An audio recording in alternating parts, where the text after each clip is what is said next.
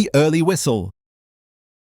The early whistle Tunisia versus Mali, AFCON 2021.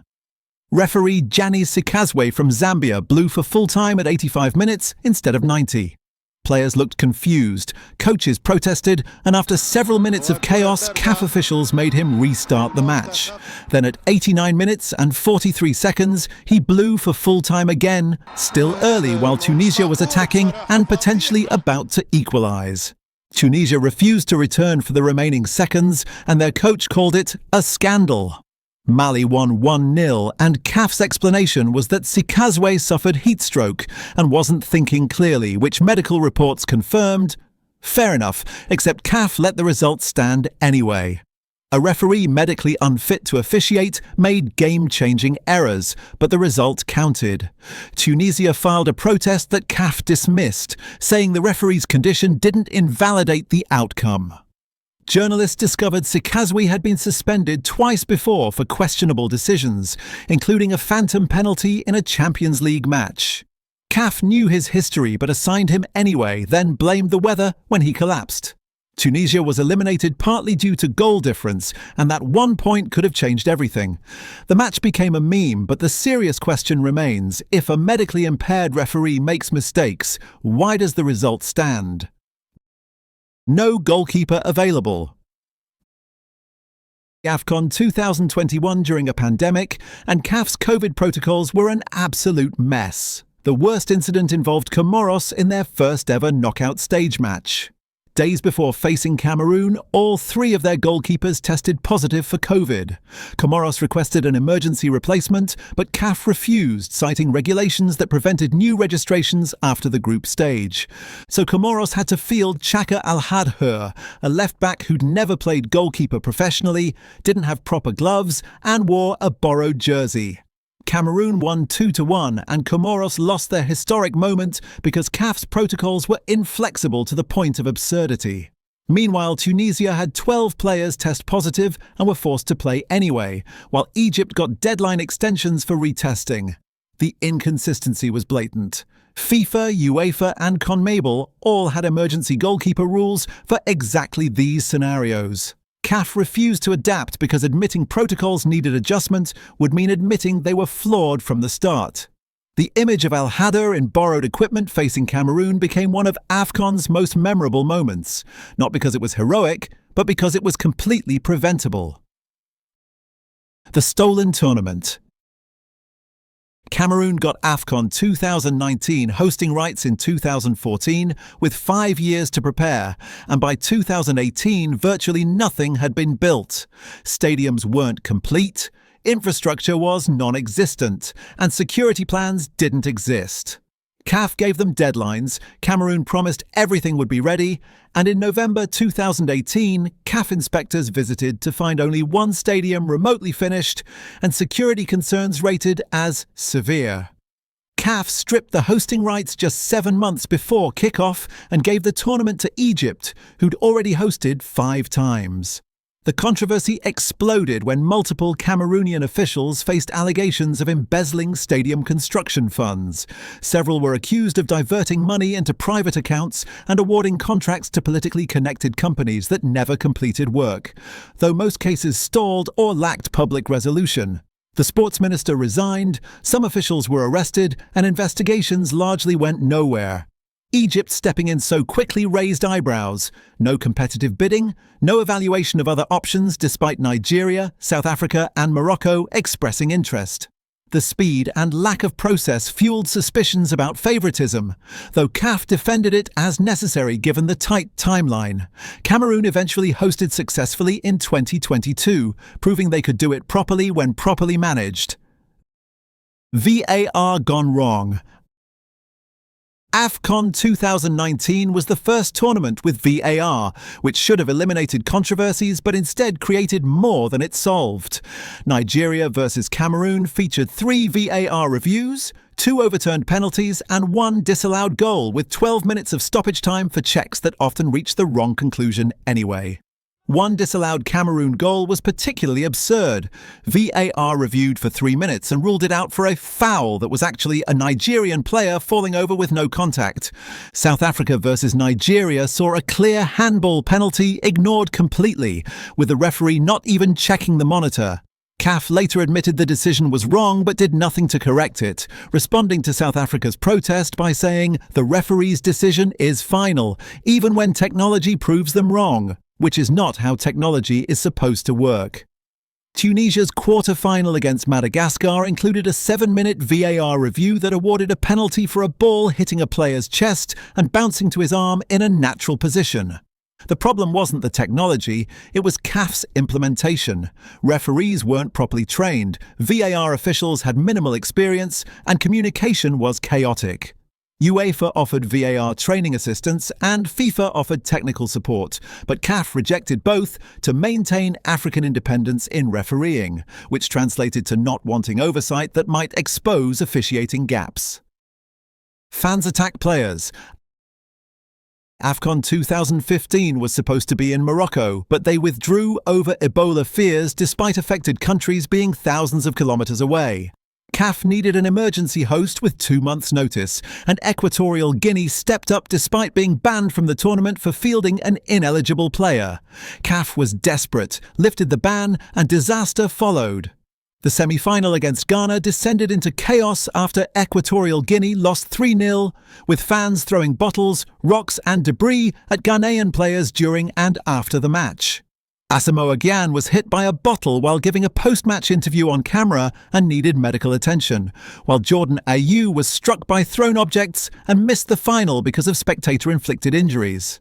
Videos emerged showing Equatorial Guinean police not stopping the violence but joining it, officers in uniform throwing objects at Ghana players and blocking exit routes.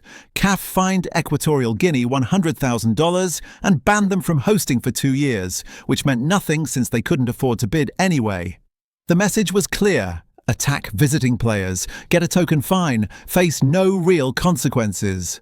Ghana players later said the violence destroyed their focus for the final against Ivory Coast, which they lost on penalties while thinking about safety instead of football. The bribed referee. South Africa needed a result against Botswana in AFCON 2013 qualifiers and got a suspicious 1-0 victory with a highly questionable penalty. Then referee Ibrahim Chaibo from Niger got caught with phone records, bank transfers and testimony from other officials proving he'd been paid to influence the match. CAF investigated, found him guilty, banned him for life, then did absolutely nothing about the match result. South Africa's qualifications stood and they went to the tournament, while Botswana got nothing.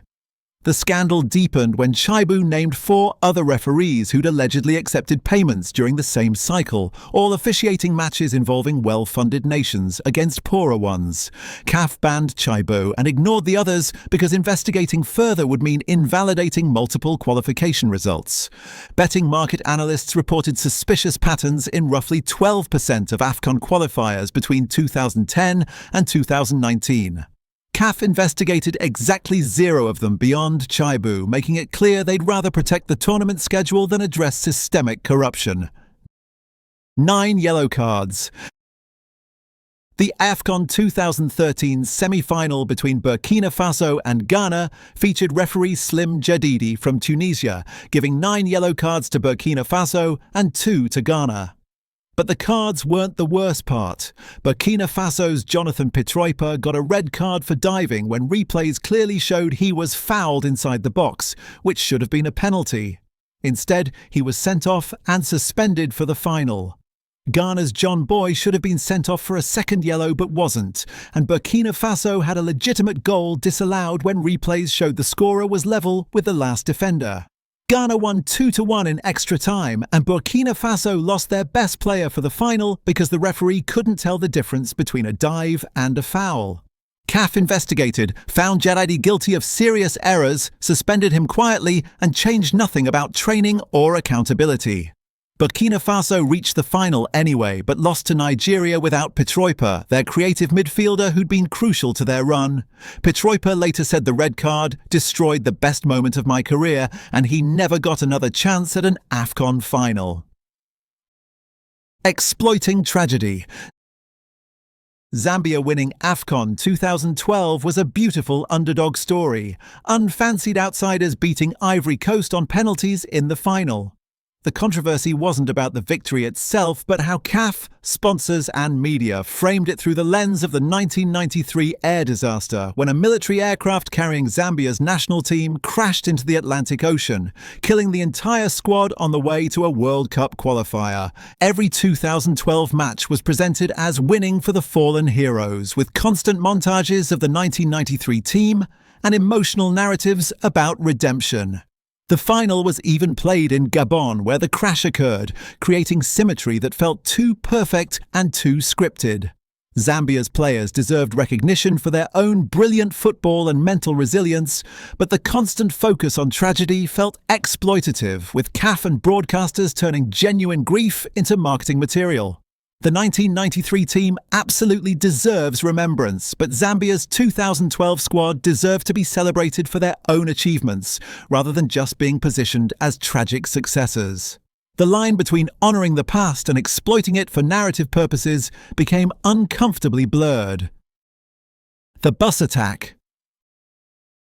On January 8, 2010, Togo's team bus was attacked by separatist group FLEC while entering Angola's Cabinda province, resulting in fatalities and multiple injuries to staff and players. Togo withdrew immediately, which any reasonable person would understand, but CAF fined them and banned them from the next two AFCONs for withdrawing without just cause. Their justification was that Togo's government made the withdrawal decision rather than the players, so it was politically motivated instead of security-based. The global backlash was instant, and FIFA intervened, forcing CAF to eventually lift the ban, but the damage to CAF's reputation was permanent. The broader controversy is that Angola held matches in Cabinda at all when the province was known to be unstable, separatist groups were active, and security concerns had been raised months before. CAF ignored everything because changing venues would have been embarrassing, and lives were lost as a result. CAF never formally apologised to the affected families. Tunisia's home advantage. Tunisia hosted AFCON 2004 and won it, with every controversial decision throughout the tournament going their way. The final against Morocco was particularly contentious. Morocco had 2 goals ruled out for offside that replays showed were clearly onside, and Tunisia scored from set pieces that some observers felt should have been defensive free kicks. Morocco's Marouane Chamakh later said directly, "We didn't lose to Tunisia. We lost to the referee and the system that protects host nations." CAF investigated, found no evidence of bias, and Tunisia kept the trophy. But the numbers don't lie. Between 1962 and 2019, host nations won AFCON 8 times, a 35% win rate despite only hosting occasionally. The home advantage in AFCON is demonstrably larger than any other continental competition. Tunisia 2004 went beyond normal home advantage, with referees housed in hotels selected by Tunisia's federation, match commissioners assisted by local officials connected to Tunisian Football Administration, and the entire infrastructure designed to create subtle influence that's impossible to prove but easy to observe. The rigged final. Cameroon beat Senegal on penalties in the 2002 final after a 0-0 draw, but Senegal's federation believed the tournament was tilted in Cameroon's favour. Their case was based on patterns rather than proof. Every controversial decision seemed to go Cameroon's way throughout their campaign, with penalties awarded that looked soft and Senegalese goals disallowed for marginal offsides. The final featured 3 separate incidents where Senegalese players went down in the box and none resulted in penalties, though video analysis showed all 3 were at minimum debatable. What raised eyebrows was the context.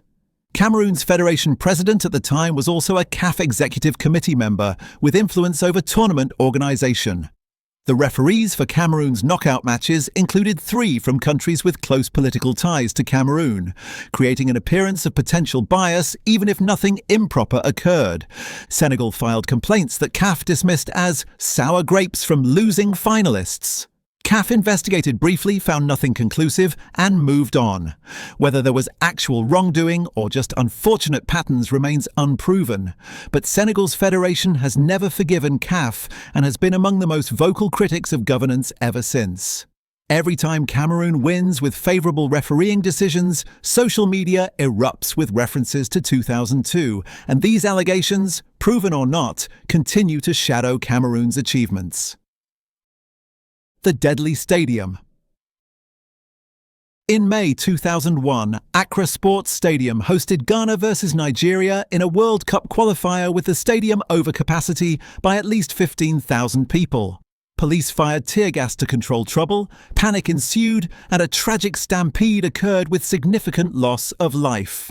The stadium had hosted AFCON 2000 matches just months earlier, with identical safety violations, gates locked from outside, overcrowding encouraged, and zero enforcement of capacity limits.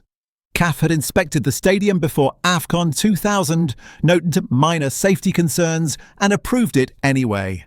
When the 2001 tragedy happened, CAF expressed condolences and continued using the stadium.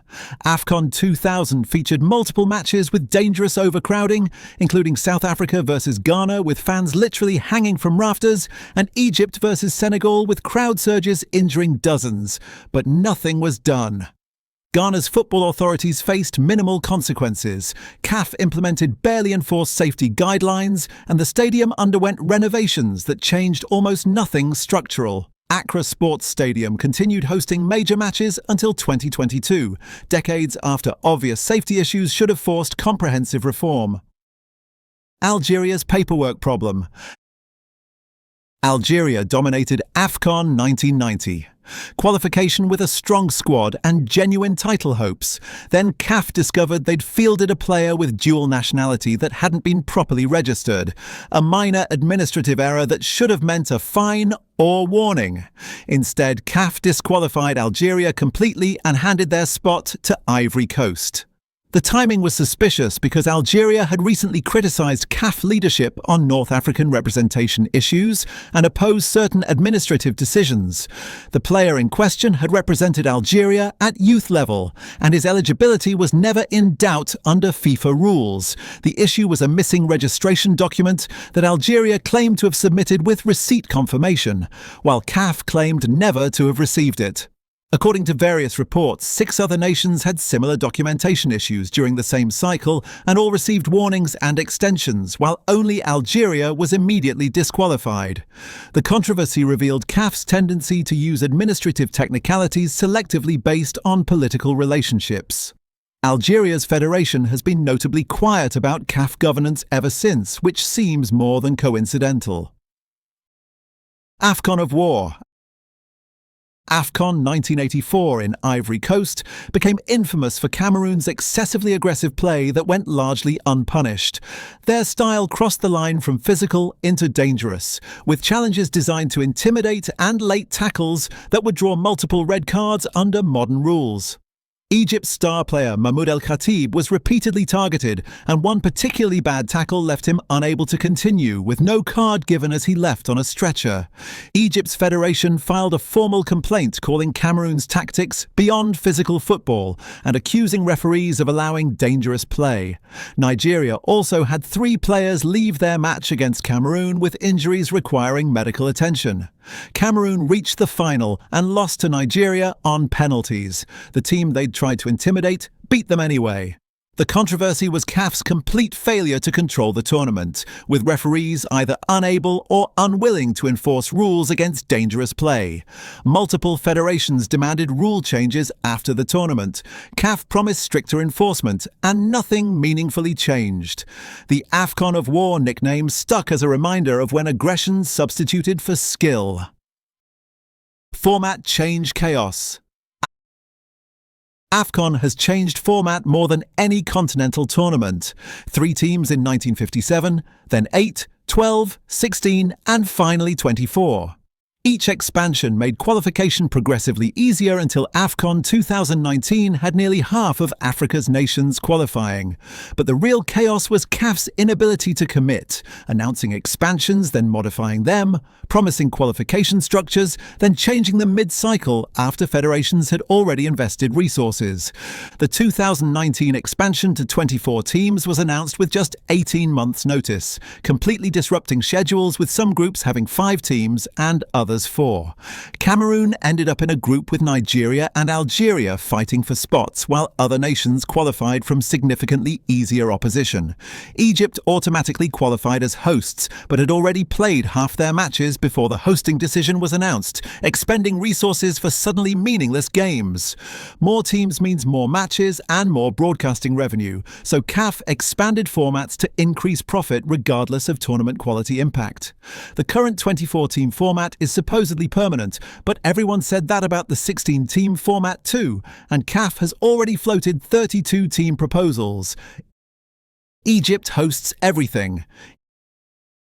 Egypt has hosted AFCON 5 times, more than any nation, and won 3 of those tournaments they hosted. Their infrastructure is excellent, and their football following is massive. But so is Nigeria's, South Africa's, Morocco's and Ghana's, yet Egypt keeps getting selected. Since 2006, 7 of 9 tournaments have been held in North Africa, with sub-Saharan nations hosting far less frequently despite larger populations and equal passion. The 2019 hosting decision was particularly egregious. Cameroon was stripped of rights, CAF had months to arrange alternatives, and they gave it to Egypt within weeks, with no competitive bidding, despite Nigeria, South Africa and Morocco expressing interest. Hosting AFCON generates significant revenue through broadcasting rights, sponsorships and tourism, creating resentment across African football as Eastern and Southern nations feel systematically excluded. Kenya hasn't hosted since 1972, Tanzania never hosted a full tournament, Uganda hosted once in 1962, and Zimbabwe never hosted. Meanwhile, Egypt, 1959, 1974, 1986, 2006, 2019, with 3 wins as hosts. The pattern suggests structural advantage far beyond normal home field benefit. Ghana's home cooking. AFCON 1978 in Ghana earned the nickname the Home Advantage Cup, after opponents filed multiple complaints about consistently favourable refereeing. Zambia's officials complained about 2 soft penalties that Ghana converted to win 2-0, while Uganda had 3 players booked for challenges that Ghanaian players made repeatedly without sanction. By the semi-finals, suspicious refereeing was the tournament's dominant narrative, with opposing teams openly accusing CAF of bias. Ghana reached the final, beat Uganda 2-0 and won their 4th title. But the controversy wasn't about individual decisions. It was about the pattern. Every 50-50 call went Ghana's way, every controversial moment favoured the hosts, and the accumulation became impossible to ignore. CAF investigated after multiple federations filed complaints, found no evidence of systematic bias, and the results stood. But Ghana's 1978 title is remembered less for football quality and more for referees who seemed determined to ensure a home victory through an accumulation of marginal calls. The phantom goal. AFCON 1972, Congo versus Mali, and the match that introduced African football to phantom goals. Congo was losing 2-1 when their forward took a shot that went wide, clearly wide, with everyone seeing it go wide and the ball ending up meters away, collected by a ball boy. The referee pointed to the centre circle. Goal. Mali players surrounded the referee while photographic evidence later confirmed the ball never crossed the line or even hit the post. The match ended 2-2 and Mali was eliminated based on goal difference, with a phantom goal costing them their tournament. CAF reviewed the incident, acknowledged the mistake, and did nothing because referee decisions are final. This predated goal line technology by 4 decades, and without video evidence, referees made calls based on guesswork and crowd pressure. The phantom goal became AFCON folklore, with every subsequent controversial goal decision referencing Congo 1972 as the original sin. Mali's federation spent years campaigning for video technology, directly citing this controversy, and 47 years later, goal line tech finally arrived, too late for Mali's 1972 squad.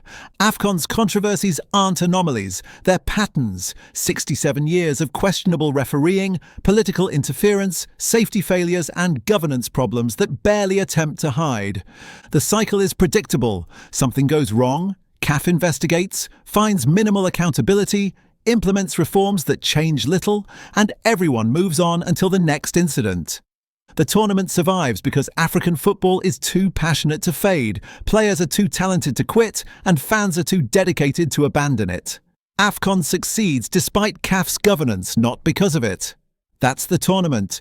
Chaos wrapped in brilliance, controversy covered in beautiful football, and enough genuine passion to make people forgive it all until next time.